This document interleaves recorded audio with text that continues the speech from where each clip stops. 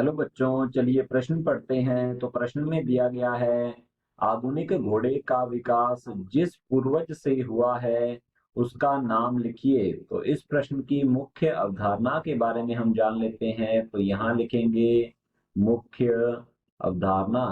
इस प्रश्न की मुख्य अवधारणा है घोड़े का विकास। तो लिखते हैं घोड़े का विकास।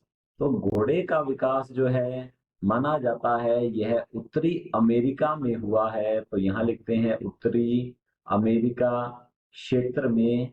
उत्तरी अमेरिका क्षेत्र में घोड़े का विकास, घोड़े का विकास हुआ है, हुआ है।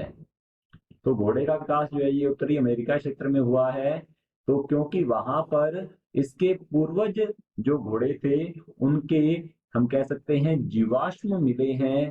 तो इनके जो जीवाश्म है, घोड़े का विकास किस प्रकार से हुआ है ये हम समझ लेते हैं। तो सबसे पहले जो घोड़े का जीवाश्म मिला है, इनका जो सबसे पहला पूर्वज था माना जाता है ये था इयोहिपस। तो लिखेंगे पहला है इनका पूर्वज इयो हिप्पस।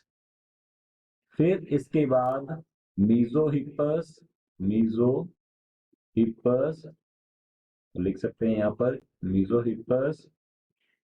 फिर आते हैं मायो हिप्पस, मायो हिप्पस।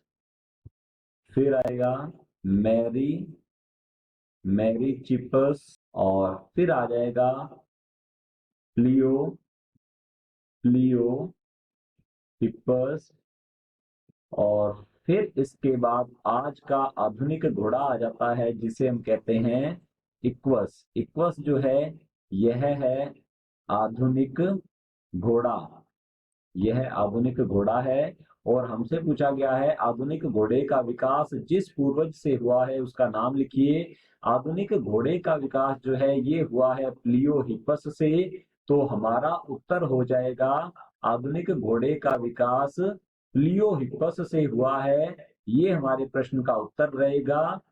आशा करता हूं आपको समझ में आया होगा। धन्यवाद।